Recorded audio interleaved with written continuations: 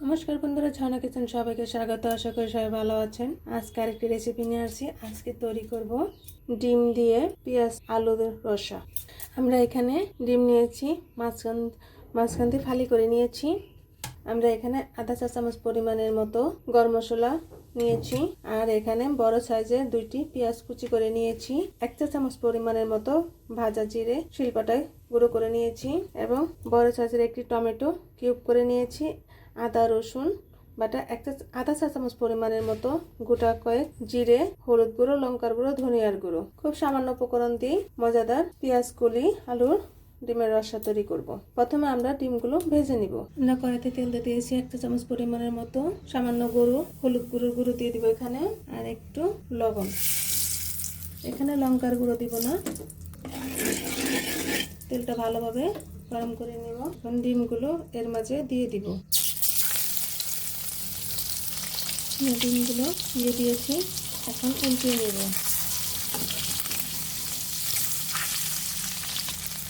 ডিমগুলো ভাজা হয়ে গিয়েছে। ডিমগুলো কত সুন্দর দেখাচ্ছে।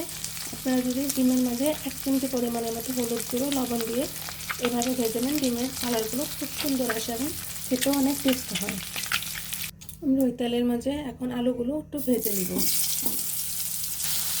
খুব সামান্য পরিমাণে লবণ দিয়ে দেবো। 1 চিমটি পরিমাণ মতো হলুদ গুঁড়ো, চিমটি পরিমাণ মতো লঙ্কার গুঁড়ো দিয়ে ভালোভাবে একটু কষিয়ে নেব। আলুগুলো ভাজা হয়ে গিয়েছে, এখন আমরা নামিয়ে নেব। আমরা ওই তেলের মাঝেই এখন পেঁয়াজ কলিগুলো ভেজে নেব।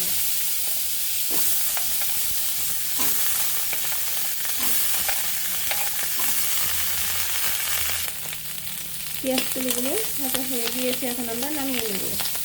এখন ওই কড়াইতে আমরা এখন গোটা কয়েক জিরে দিয়ে দিব। জিরেগুলো ভাজা হয়ে গিয়েছে, এখন আমরা পেঁয়াজ কুচি দিয়ে দেবো।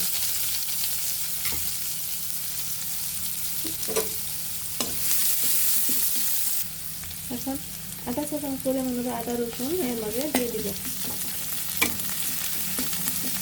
ভালোভাবে কষে নিতে হবে, যাতে আদা রসুনের ফ্লেভারটা চলে যায়।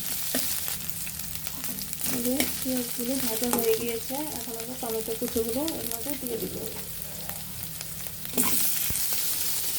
মতো লবণ, লঙ্কার গুঁড়ো, ধনিয়ার গুঁড়ো এবং হলুদ গুঁড়ো দিয়ে এখন ভালোভাবে কষিয়ে নিতে হবে। জল দিয়ে দেবো যাতে মশলাটা পুড়ে না যায়। এখন ভেজে রাখা আলুগুলো এর মধ্যে দিয়ে দিব। এখন ভালোভাবে আবার একটু কষিয়ে দিতে হবে। দেখুন তরকারি কষানো আলুর মাঝে থেকে তেল ভেসে উঠেছে, আমাদের কষানোটা হয়ে গিয়েছে। এখন আমরা পরিমাণ মতো জল দিয়ে দিব। তরকারি জল দেওয়া হয়ে গিয়েছে, এখন আমরা ঢেকে দিব। বলক আসার জন্য অপেক্ষা করব। বলক চলে আসছে, আমরা 5 মিনিটের মতো বলকিয়ে নেব। আলুগুলো সিদ্ধ হয়ে গিয়েছে, নতুন আলু। এখন আমরা পেঁয়াজ কুলিগুলো দিয়ে দিব এর মাঝে। পেঁয়াজ কুলিগুলো সিদ্ধ হয়েছে তাড়াতাড়ি, এর জন্য আগে আলুগুলো সিদ্ধ করে নিয়েছি। এখন আবার আমরা ঢেকে দিব।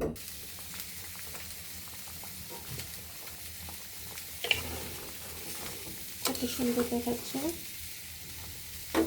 এখন বেটে রাখা জিরা, ভাজা জিরা এখানে দিয়ে দিব 1 চা চামচ পরিমাণের মতো, আর এখানে 2টো এলাচ, ছোট এক টুকরো দারচিনি দিয়ে দেব। এখন আর ঢেকে দিব না। এখন ভেজে রাখা ডিমগুলো এর মাঝে দিয়ে দিব। প্লিজ বন্ধুরা, এখনো যারা সাবস্ক্রাইব করেনি তারা একটি সাবস্ক্রাইব করে দিবেন এবং একটি লাইক করে দিবেন। আপনারা আমার পাশে থাকবেন। নতুন নতুন রেসিপি নিয়ে আপনাদের সামনে হাজির হব। এখন 1 থেকে 2 মিনিটের মতো আমরা একটু সিদ্ধ করে নেব ডিমগুলো। আমাদের তরকারি হয়ে গিয়েছে, ডিম দিয়ে পেঁয়াজ কলি হয়ে গিয়েছে। এখন আমরা নামিয়ে নেব। আমাদের ডিম পেঁয়াজ কলির রেসিপি কত সুন্দর হয়েছে, দেখতে যেমন সুন্দর হয়েছে, খেতে অনেক অনেক টেস্ট হয়েছে। আপনারা অবশ্যই কমেন্টে জানাবেন কেমন হলো। আপনারা একবার হলো বাসায় এভাবে ট্রাই করবেন। ভিডিওটি দেখার জন্য ধন্যবাদ। Thank you.